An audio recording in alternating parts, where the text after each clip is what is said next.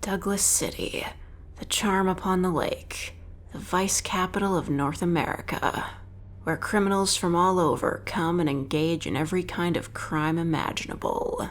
Drug dealing, bank fraud, identity theft, all acting with impunity, as no one is sure if either the United States or Canada has jurisdiction over this city out here. I'm not even sure if I have jurisdiction here. I am an officer of the law. I've been assigned here to catch the most notorious drug lord in all of North America, Julio Charlie J.C. Juarez, the biggest cocaine lord of them all. Sure, his operations are based in Tampico, Mexico, but he supplies about a quarter of the cocaine coming into the US and Canada, and has operations in every city, and Douglas City is where cocaine coming in from ports along the East Coast comes into Canada. We've been surveilling him for months now, operating between Douglas City and Mexico, and with him meeting with the boss of the Romanian Mafia to expand his operations into Europe. We have an open and shut case on him, and can send him and the boss for life sentences. We can't risk another El Chapo situation, so we are going to have the trial in Canada, and convict him under Canadian law.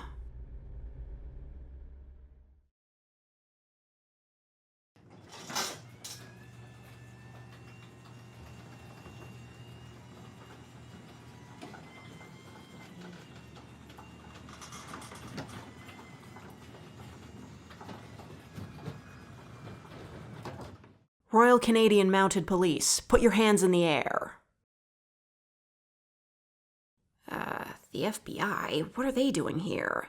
God, this is so awkward that the sting operation happened for both of us at the same time, and now we're pointing our guns at each other like it's an old Western movie. So, how are we going to split the difference? Sure, you FBI people have been building a case on JC and his cartel for years now, but we've had a mole ever since the cartel started contacts with the Romanian Mafia, and have been providing tons of recent evidence of their dealings, including drug trafficking across the Atlantic and between the US-Canada border. And what do you guys have? Years-old charges on sales in the United States and gun charges? He could be out of prison in 20 years if he has a great lawyer, which he can easily afford. Not to mention the cost of shipping all these criminals on planes down south to federal court in Houston, Texas. It's obvious. What do you mean? Oh, all the stacks of cocaine and unregistered assault rifles over there in this warehouse? But you were also surprised at the presence of the Romanians?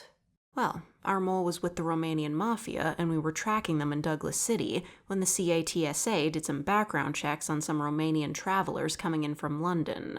Some of these people are among the most wanted in Europe, and the FBI wasn't tracking them. You really dropped the ball here. About time the Mounties took some of the credit around here. Let's book 'em and get out of here. Hey, Agent, do you want to come with me and get a late-night bite?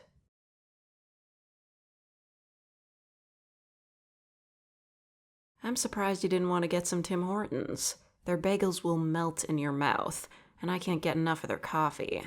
Not to mention Timbits. You're a Dunkin' Donuts person. How stereotypically American.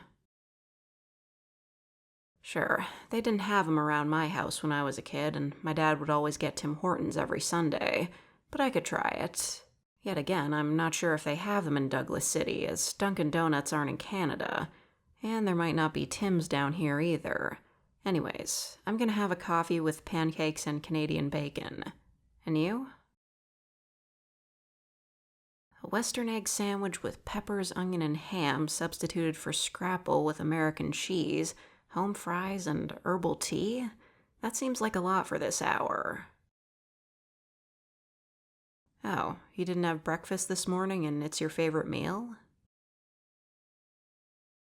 Really, you missed having a good breakfast during your tours of Iraq. Then you went to Maryland for criminal justice and joined the FBI? Well, I joined the Mounties because my dad was a Mountie and his father beforehand.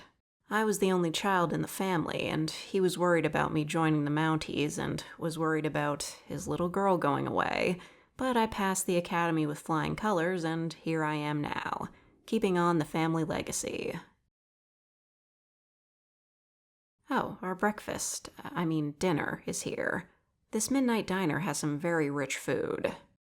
Personally, I love covering my pancakes with maple syrup and raspberry jelly. I try to make the jam look like the maple leaf on the flag. I bet it's harder to do the American flag on a pancake. Even if you want to get 50 stars on a single pancake, you also need something like whipped cream or butter for the white stripes and even more raspberry jam for the red stripes. Is this a date? Well, we're off the clock right now, but I'm not sure. Where were you assigned permanently?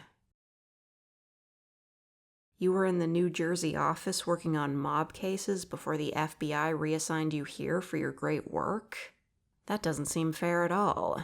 Sending the best and the brightest to the most dangerous city in the world because no one is sure whether this is the United States or Canada, and thus there's no consistent criminal jurisdiction?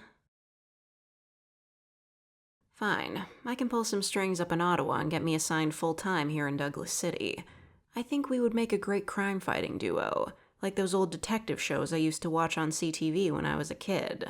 Imagine Douglas City getting cleaned up because an American and a Canadian are working together. Sounds like a great plan.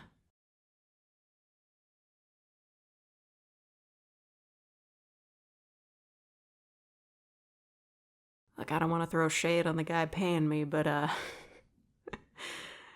you can tell this is written by an American because Tim Hortons is crap.